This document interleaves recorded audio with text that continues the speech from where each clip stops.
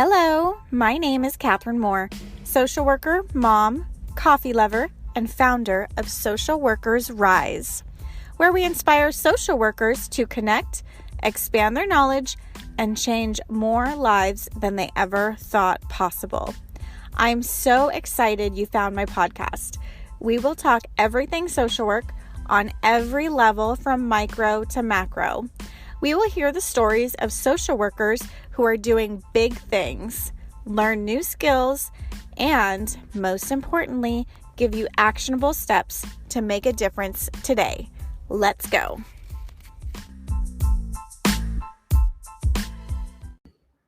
Hello, and welcome to another episode of Social Workers Rise. It is your host, Catherine here. This week, we are talking with Stephen Miller about infertility and mental health. And this week, April 24th through the 30th of 2022, is actually National Infertility Awareness Week. And what that is, it was founded in 1989 by an organization called Resolve. They are the National Infertility Association. And its mission is really to empower you and to change the conversation around infertility. So the Awareness Week is really meant to, exactly what it sounds like, bring awareness to this important topic of infertility.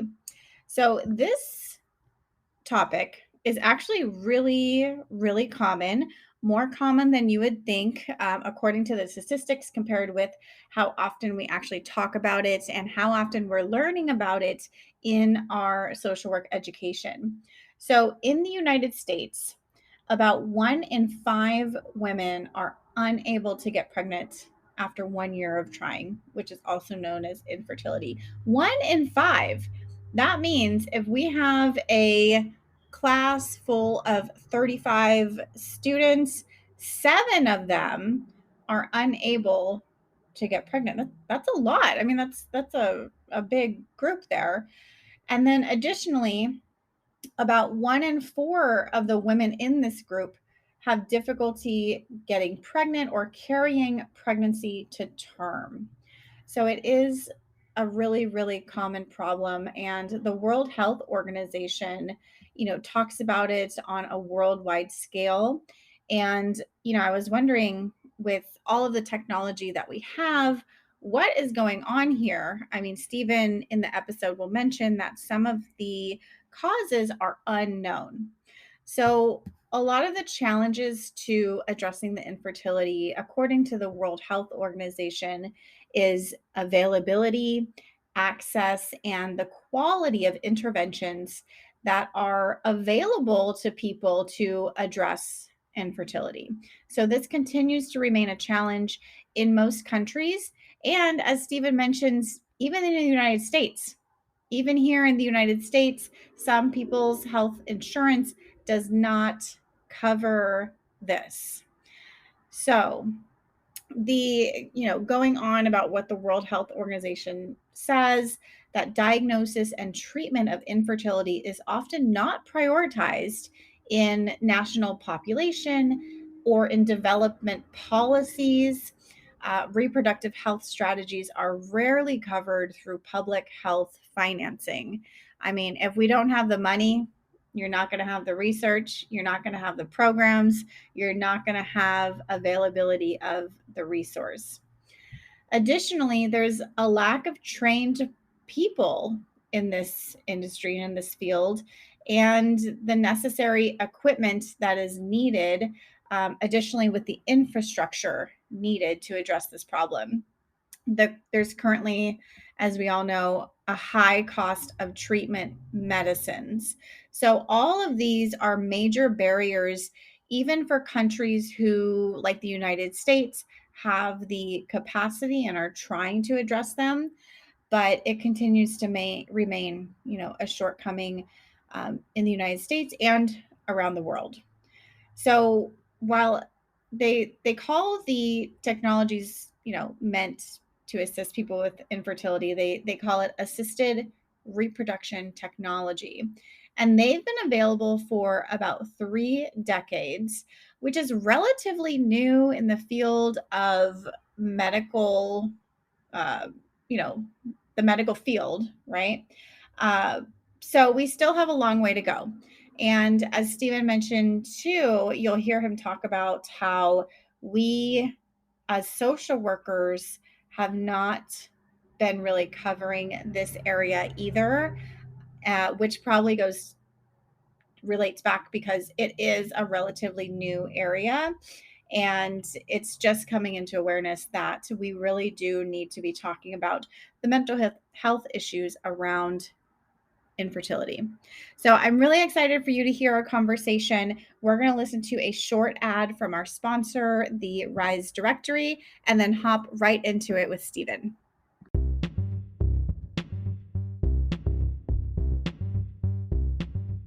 This episode is proudly brought to you by the Rise Directory, a national directory of clinical supervisors who are dedicated to helping the next generation of clinical social workers grow in their clinical skills. The link is in the show notes. Check it out and tell every clinical supervisor you know about this directory.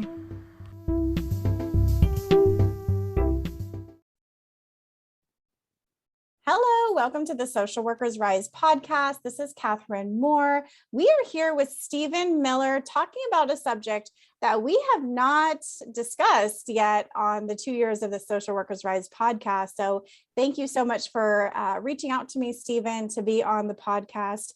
And with Mother's Day coming up here, it's Mother's Day season. Father's Day is quickly approaching. We just want to make sure that we're bringing the topic of infertility just out into the open to destigmatize it and talk about it. So thank you so much for being here. Can you give us a little intro about who you are and what you do? Yeah, absolutely. And I appreciate being able to have a conversation about this because it's something near and dear to my heart.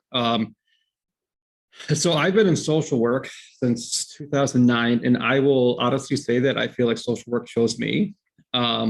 Was not my original intention. Like my original intention was I had a master's in psychology, and my plan was to go on and get a PhD and then teach.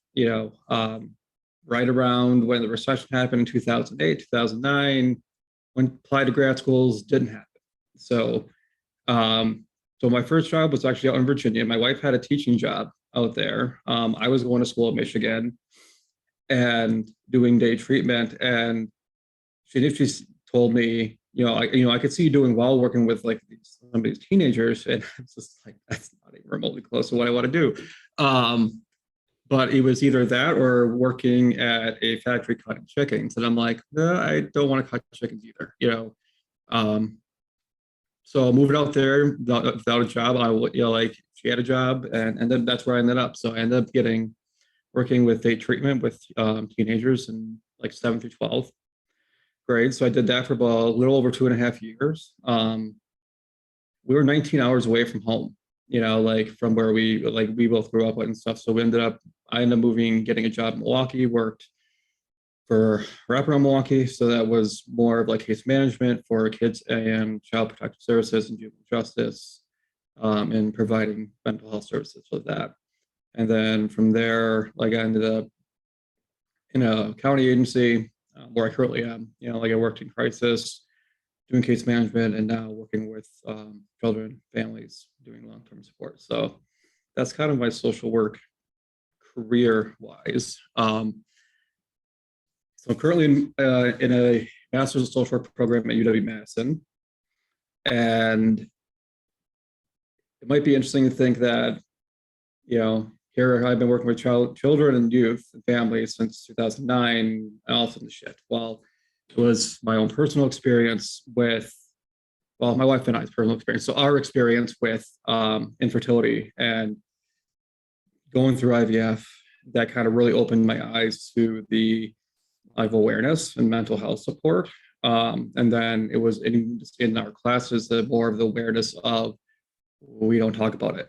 It's glanced over. It's in some textbooks, but then, so that kind of really spiraled me, and moved me to kind of work towards more of this advocacy of creating that awareness for people. That's great. That's really important, Stephen. So a lot of people really aren't familiar with what exactly does it mean to be infertile, or what does infertility mean exactly? Like, can you define it for us so we're all on the same Yeah. page? Yeah. So the medical definition of infertility is so for anybody for women under 35, it's trying to conceive or have a child for over a year. So like you have to at least try for a year.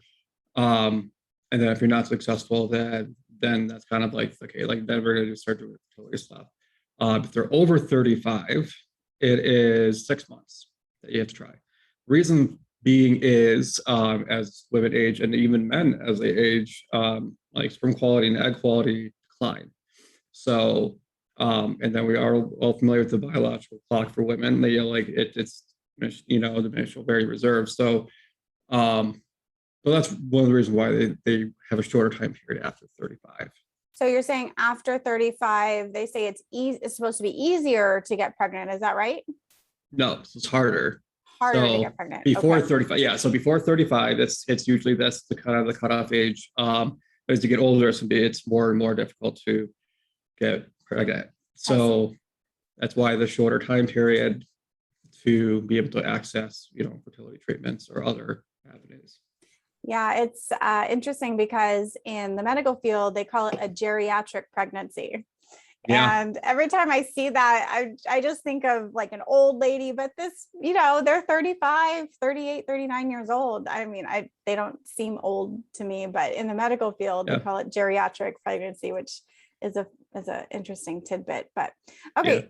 Yeah. Thank you for breaking that down for us. So you mentioned that you and your wife unfortunately had a struggle with infertility.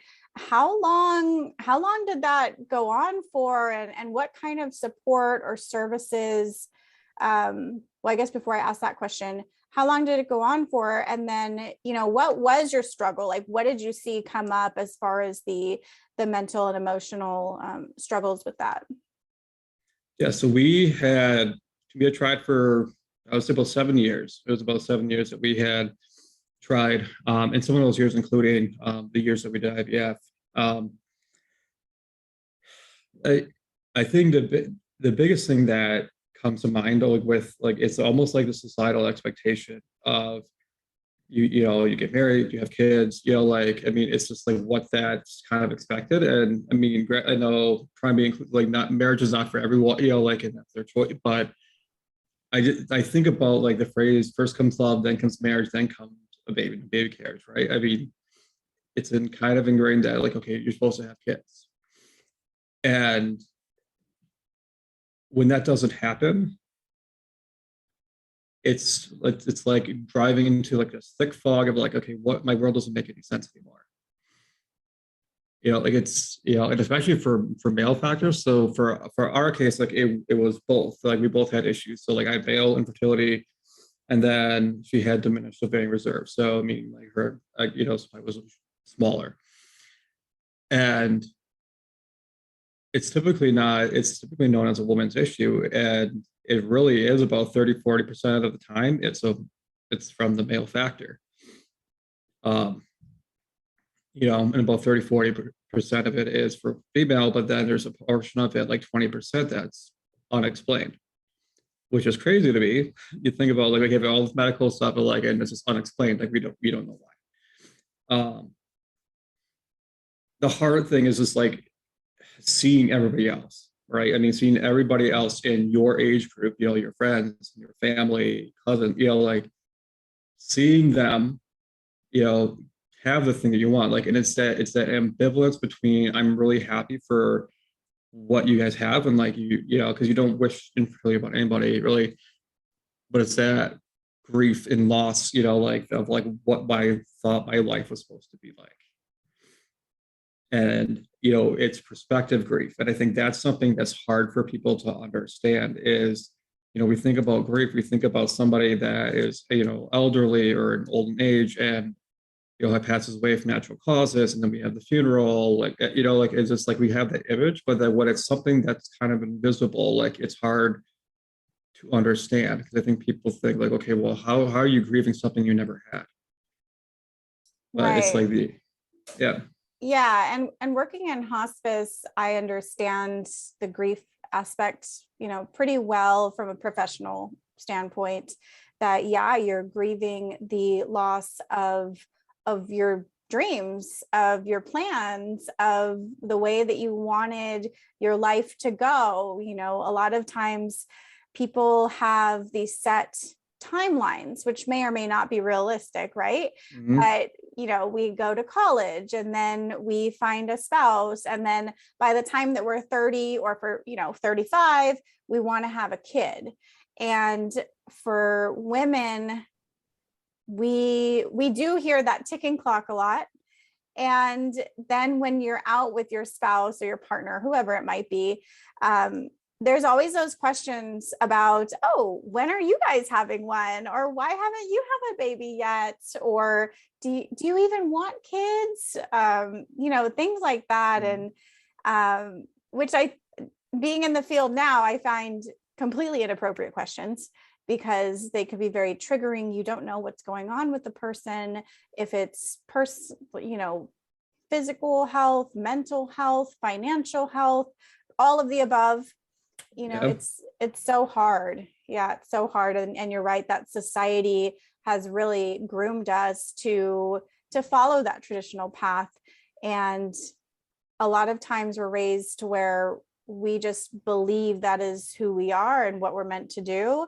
I know that the conversations are changing, and there's beliefs, all sorts of different beliefs, but specifically around people who are really wanting that child and that gift. So yeah, really, really important. What were the emotions that you remember feeling, you and your So I wife? know, so I know, like as it was for her, like it was a monthly reminder. Like every time that it didn't work, it was a monthly reminder. Like feeling inadequate. Like why, like body betrayal. Like my body is supposed to naturally do this. Like why is it not working? Like why is it not working like I wanted to? And I felt more of this at the same way as well. The body stuff. It's like my body's supposed to be. Like this is supposed to be a natural thing. Like why is this not happening? Feeling inadequate, almost like being like almost like a martyr, like saying like I know my wife really wants to have a family and a child. Like if that's not with me, like you can divorce me and you can have find somebody that can. Like and there was a lot of guilt um, with that. I mean, and I felt like through that guilt, it's now I'm going problem solving mode. Like and that guilt drove that. Like that. That I need to fix this. Like whatever way it can, whether that's calling somebody or doing this or that. It was always like it was usually based off of guilt and stuff. So, um, ironically enough, like when people were pregnant, we both reacted differently. So she would get really distressed by like pregnancy announcements. Like Mother's Day is always hard. Like Father's Day was hard. Like I mean, there's different things like first day of school pictures, right? Like Halloween. I mean, like anything with basically that's really kids. Like it was difficult. Um, her biggest struggle was announcements. My biggest struggle, honestly, was with like when the actual child finally came, because to me in my mind it wasn't real yet. Like at that physical baby was there, that's I struggled the most with that. Um, the interesting thing is though is there was research in 1993, which I know was a while ago, but it was really profound research by Alice Domar, who's is the lead psychologist at Boston IVF, and it was Alice Domar, Zarmeister, and Friedman, and they compared psychological distress with infertility, cancer, HIV, and then like cardiac arrest, like heart attack and kind of stuff like that. So diagnoses of that. And what they had found was the psychological distress between cancer and infertility. There's no significant differences, meaning that the psychological distress is just as distressing as receiving a cancer diagnosis compared to infertility. Wow, that's a really good way to put it in perspective, because a lot of times we have experience or we're more open about talking about cancer diagnoses, and we know how difficult and heartbreaking that diagnosis can be. So it really helps to put that in perspective. Hey, it's Catherine here. I hope you're enjoying this episode. We're going to take a quick break to listen to this ad from our sponsor. Do you want to make your own podcast? Spotify has a platform that lets you make one super easily, then distribute it everywhere and even earn money all in one place for free. It's called Spotify for Podcasters. And this is the platform that I use because it makes it so simple to record and distribute your podcast all in one place using your cell phone. What you need to do is download the Spotify for Podcasters app or go to www.spotify.com/podcasters to get started. So I'm wondering, during this whole journey, 7 years, it's a long time. What kind of mental health support, or I guess support in general, resources were offered to you while you were going to the medical clinics and just kind of, going through this experience? So in Wisconsin, so our story is a little different because we ended up doing a fertility clinic in Missouri. It was exactly 5 hours drive for us. So we drive 5 hours, do a half-hour appointment, eat lunch, fill up with gas, and drive 5 hours back. I mean, we did that for almost a year. At that time, it was pre-COVID, so telehealth wasn't an option.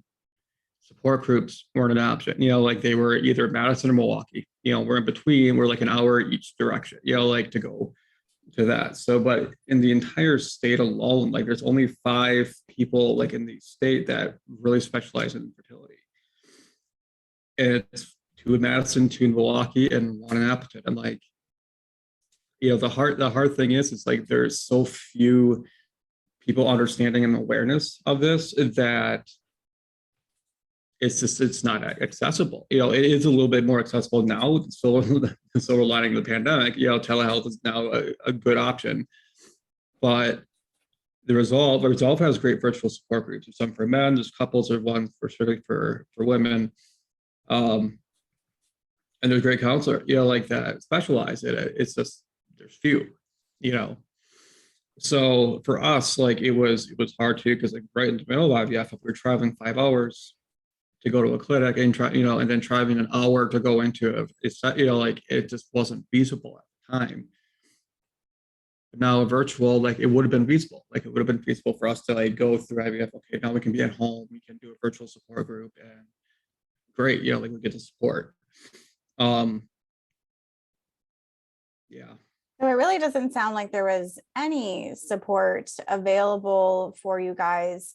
It sounds like now there are support groups, with your training combined with your experience. What do you think people need that are in the situation? What would you suggest if you were to design your own program? What do you think that people would need? I mean, I would like to increase fertility awareness. First of all, because there's so many, how many times do we growing up, sex ed telling you ways not to get pregnant, right? You can have sex once and you're going to get pregnant. They just have that. And then we don't do anything with that information about, okay, what about the people when they do want to start building their families? What are some things that they can do? What are their options if they're struggle? Even where I currently work, there's younger, there's a good mix between 20 and maybe 40 years old. Some of the younger people coming in don't even know what IVF is, but it doesn't surprise me because we don't talk about it, right? I mean, we don't talk about it in classes, and it's not on their radar, right? I mean, they're so career focused, which is what we all are, which is a good thing. It's not a bad thing, but that's where their mind is, and they're not even thinking about it, but they also have this fallacy that getting pregnant is easy. And for some it is, but it's not for everyone, Right. And so it sounds like first we need to increase the awareness. What other services do you think would benefit people in this situation? So groups are a great thing. Group therapy, that is honestly a way to connect with others that have experienced this, or have similar experiences. I mean, everybody's story is different, in various ways, but groups, like, and even just individual counseling and stuff, I feel like are very great tools, like to use. The one thing I've noticed is like a lot of times the coping skills that you have, like people have used, historically, like growing up and through their adult, like when infertility hits, like some of those coping strategies don't work anymore. Right.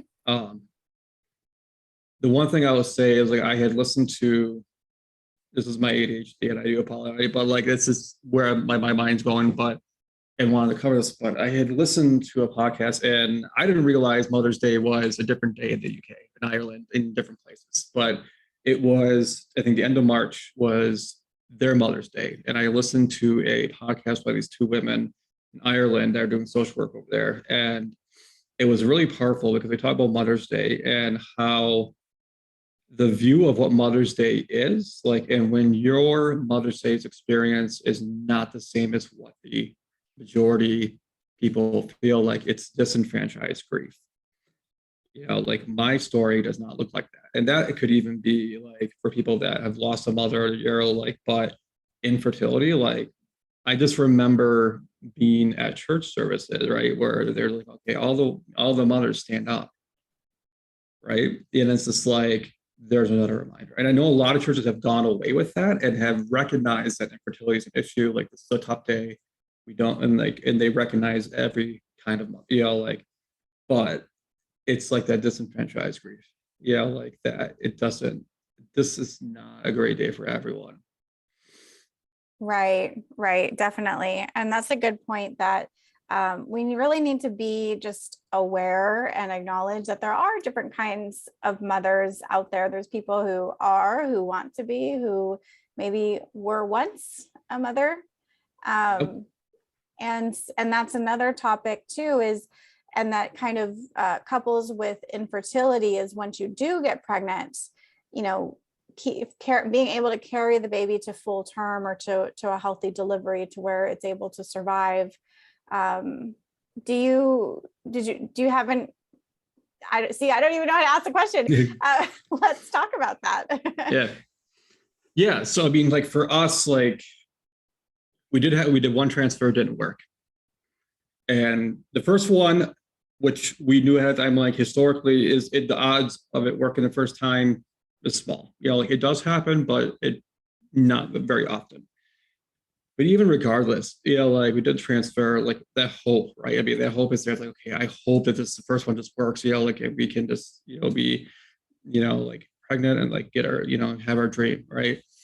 And when I remember, like I went to go get gas, I got a phone call from my wife, just in tears. Like it didn't work, and my heart sunk, and I just at that point, I just stopped caring. Like and it was hard, like even being at work, I had no motivation. I was just done, like, and we gave ourselves like a few weeks to kind of grieve that. And I decided afterwards, to do this other test that my wife wanted to do. And I was like, well, what's on our test? Like, let's do it, and then we did our transfer in March and that was successful.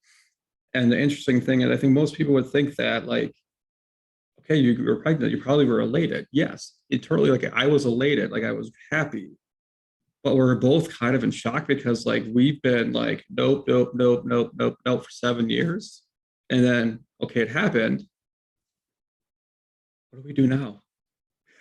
It's like, we didn't know what to do now. Like, it was just like, this kind of thing. But then like the anxiety of like you said, like being able to carry it to term, like, and is there going to be complications, twins, like there's different complications that could occur, and anxiety, and the ultrasounds and all that stuff. And from a male, like I think like IVF like is hard to view my wife, like, and like my part of IVF is nothing compared to what my wife had done, right? I mean, like she had to do all the shots, like she had to be put under for egg retrievals, like, and she had, to carry the pregnancy. I mean, like she had done so much. And for me as a male with male factor infertility, like felt so guilty of, like this, in my mind, I'm thinking, okay, this is because of me that she has to do all this, and not, like, and we both had issues, but it was almost like my issue was more of a factor, right? I took all more ownership of it. Yeah, that's a And now, heavy weight to carry. yeah. Yeah, that's really And heavy. the crazy thing is like, and I think there's this perception that like it's not as common as it is, but in reality, in the United States, 1 in 8 couples struggle with infertility, which really equates to 7.3 million people in the United States. That's a And lot. everywhere, and there's this thing about like how many people do we know have had experience like with miscarriage, infertility, like, or even surrogacy? Like it just seemed like everywhere you talk, right? It's like, oh, it's like I know somebody did that, or I had infertility, like, or I was a surrogate. It's just we have these little pockets and silos, like but like Brene Brown, right? I mean, love her, right? And talks about, right, how we reduce shame, right? Shame and stigma. Like we reduce shame and stigma by normalizing the situation. And we do that through conversation. So like these little silos, right, are not gonna cut it. Like we need to reduce the stigma, and I feel like as social workers, we have the ability to open those doors of conversation. Because even within like counseling and mental health, that's been more of my realm of things. When you do an intake, they don't even ask about infertility. No, They not don't ask, typically. no, they don't ask about like, have you had experience of miscarriage? Like, have you had any reproductive trauma, like birth trauma? Like, we don't talk about it. So it's like we're almost like re-stigmatizing it. It's just like, oh, you shouldn't talk about that because my therapist, like I said, we have an opportunity, and like it's a newer field. Like reproductive medicine has only been around since like 1980. So when you think about other realm, like I mean, Jane Addams has been doing it since, like how long ago, right? Right. When she started, like social work's been thing, but this is a newer field, and I think it's only going to be utilized more. Especially when people start having, their first child later in age. Because I had looked at some research, and in I think it was 2019, the average age of the mother for their first child was 29, and in 1970 was 21. Wow. Yeah, I So believe it. even in that gap, right? I mean, like that's so like when people have older and older age, right? It's going to be more of a common thing, like, and people should know their options and stuff, and we need to normalize it because it's going to continue to be an issue. Yes, yeah, for sure. And it's a tough topic to talk about. We never want to hear about people losing babies, and it's really Yeah. tough. I'm even nervous to ask you, did your baby make it to term that first time Yeah. So oh, we good. my Oh, yeah relieved. Okay. yeah yeah no. So I mean, like a second transfer worked. There were some scary spots, though. I will tell you that there were some scary spots in there. There was I think there were 7 when there were 7 weeks. Like I was at work, my wife was at work. Like she went to the bathroom, also blood gushing, and we're just like, and she's freaking. I'm like, okay, I don't want to jump to conclusions. I don't want to like. I'm just like, I'm gonna wait and see what the doctor says. I just kept telling her, let's wait to see what the doctor says. We both left, work, whatever, went to the doctor, and she thought for sure they were gone. And nope, still there. They were both Good. still there, 12 heartbeats and stuff. So, and now, yeah, now my boys are 3, like 3.5 years Wow. old. They're giving me a run for my money. I mean, they're a lot of energy. They're honestly wonderful boys, but Yeah. um, I wouldn't change it. Yeah, But that's amazing. I know, yeah, part of, or I think the hardest conversations and the hardest patients I ever have to talk to are parents who have lost a child.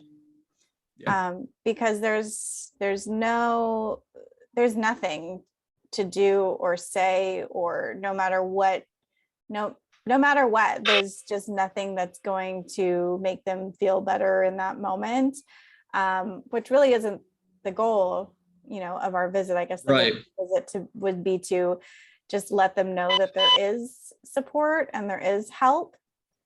But it just feels so unnatural. Like you said before, yeah, most of the time when we think of grief, we think of losing an older relative. And while, yes, that is extremely difficult, it is much easier to come to an acceptance of, okay, well, they lived their life, they had this illness, you know, it's easier, not easy, but Yeah. easier to accept. But with a baby, there's just no reason. Like you said, sometimes Yeah. we just don't know what happens, and it can make it really hard to cope with it. And it's you're at high risk for complicated grief because you have that guilt part of you. Was it something that I did? Was there something I could have done differently? Did I do something wrong? Did I kill my baby? And it's just, you know, such a hard place to be in. And there really is no ritual for it, right? I mean, we think about like people that have, you know, die at an older age, like there's, you know, like there is a ritual, right? I mean, like, and people have like either open or closed cap. I mean, like there's things that you do like to kind of like go through that. And like when it's a miscarriage, you know, like there's really no ritual. I know like some countries so I'm part of the mental health professional group through the American Society of Reproductive Medicine. And at the conference that I went in Baltimore last year, so 2021, and I remember like talking to some of the other mental health professionals, and they were talking about how in Japan, they have this tree where like anybody that has like suffered miscarriage, you know, like was able to put a ribbon on a tree to commemorate, you know, like their child and stuff. So like they have this tree that is basically this ribbons of, you know, like and just to spread that awareness and like and it was something that was like a ritual, right? If you have miscarriage, you put a ribbon on the tree, you know, like we don't really have that in the United States, you know, Yeah. like I mean we should, you know, like we should find something, you know, to do. But I just thought it was a very beautiful way of like remembering that. Yeah, it's beautiful, and it's a public awareness and reminder. I know at our hospital we have a little memory box that will give the parents with if they had any clothes that the baby was wearing. They'll swaddle it, and they could take pictures if you like. um, and and then of course we encourage them to name the baby, Mm-hmm. just to, you know, because it's real, you know, like you Yeah. said, you know, at first you're grieving something that's not like real, that you can't touch it, but then when your baby is there, and depending on how long you know, it was able to stay with the mother, you know, you can hold it, and it's real, and Yeah. it's a little human soul that didn't get to live, but it's still worth, you know, worth Yeah. memorializing and remembering and talking about. And then the added dimension is when people who have lost a baby have children at home. How do we talk Yeah. to the children about it? Absolutely. And Yeah.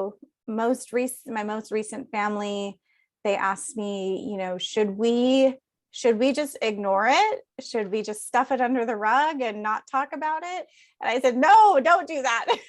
Absolutely do Right. not do that.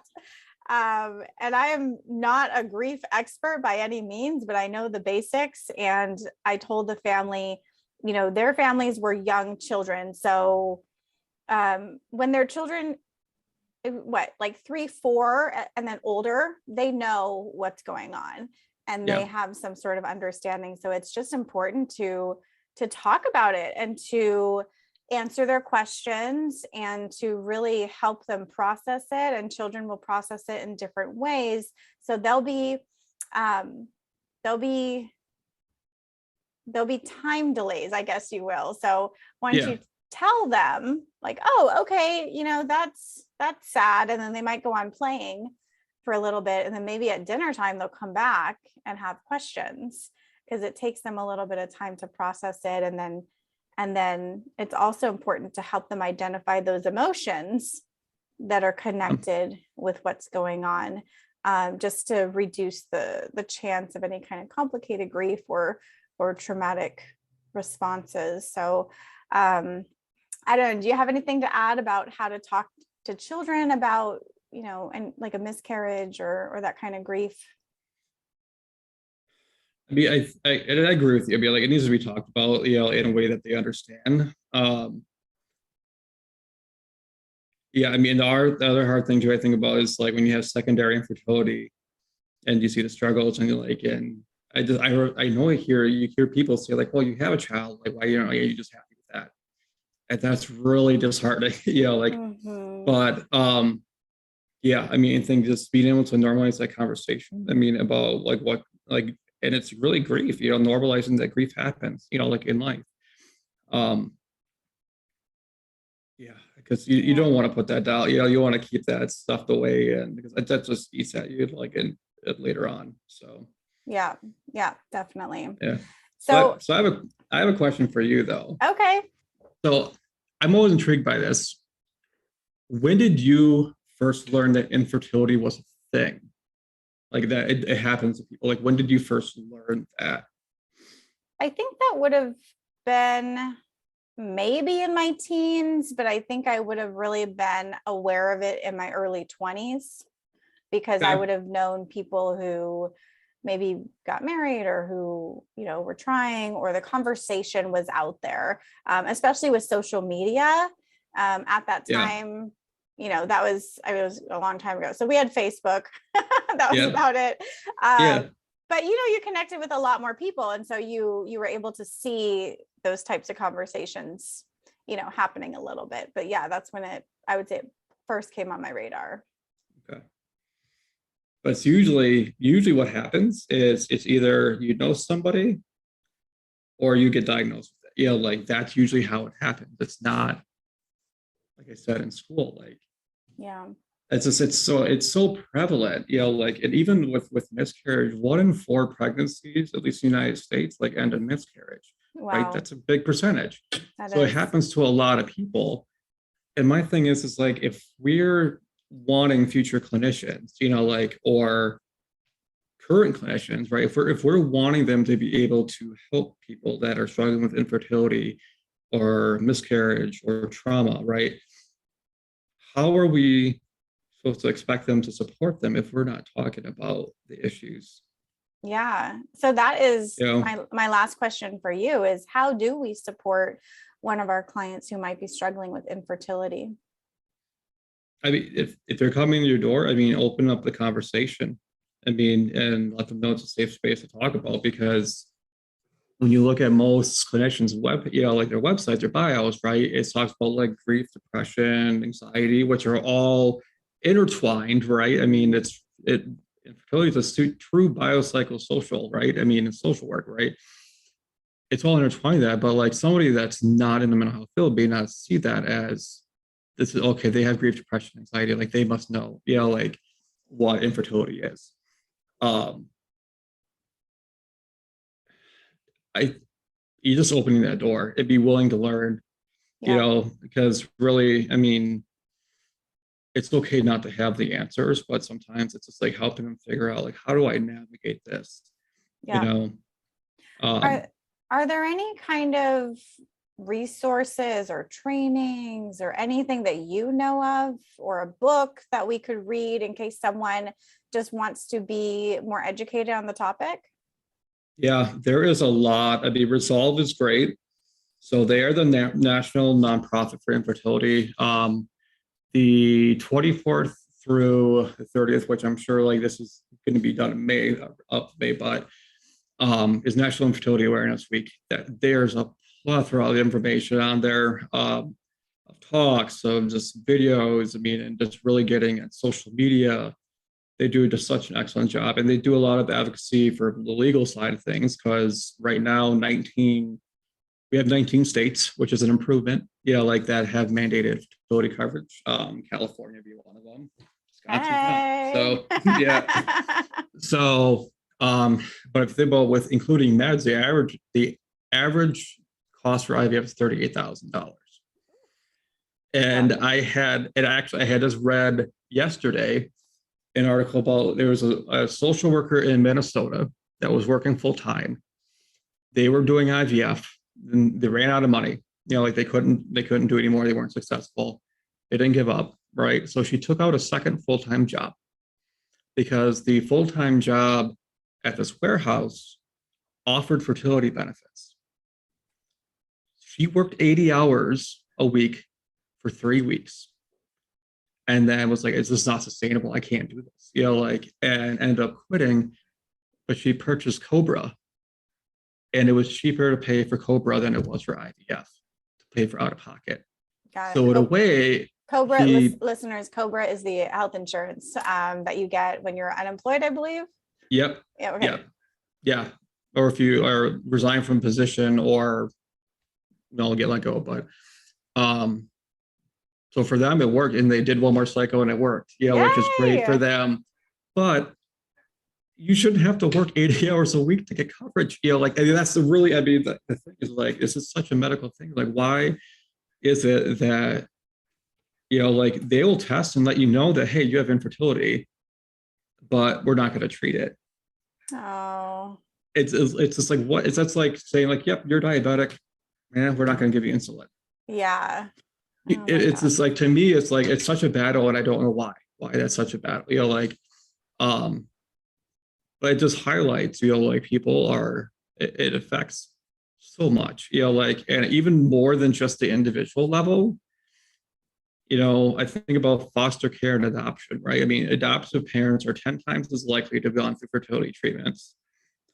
And foster parents, one of their motivations, or like 39% of foster parents, their motivation to do foster care was infertility. Wow. So it's directly linked to foster care parents. Right. Oh my gosh. Yep. Adoptive parents, but it's just like, let's take that diver deep, not saying like that, oh, if infertility, they're going to be horrible parents.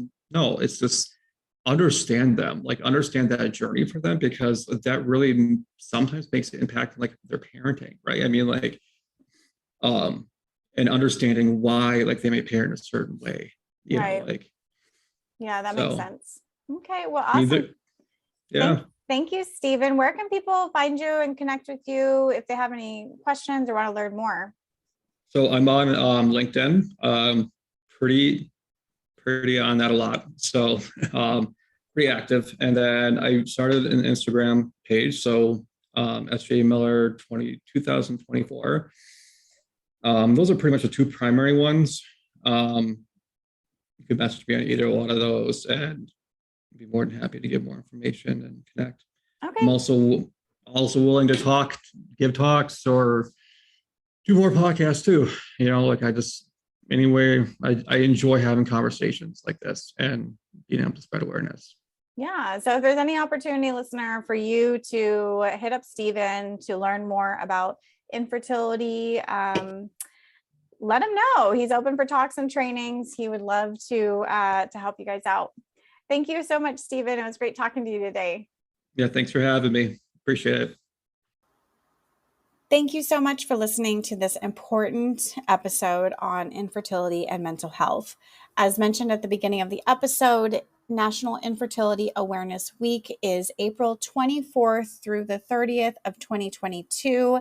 If you would like to help us raise awareness around this very important and sensitive topic, then go ahead and take a screenshot of this podcast episode, share it on your social media pages, tag me at Social Workers Rise so we can all make a difference together. You really do have the power to help someone, to be that listening ear for them, because they may be suffering alone in silence. And this episode may be one thing that you can do right now to help them feel less alone. I'll see you next week. Bye.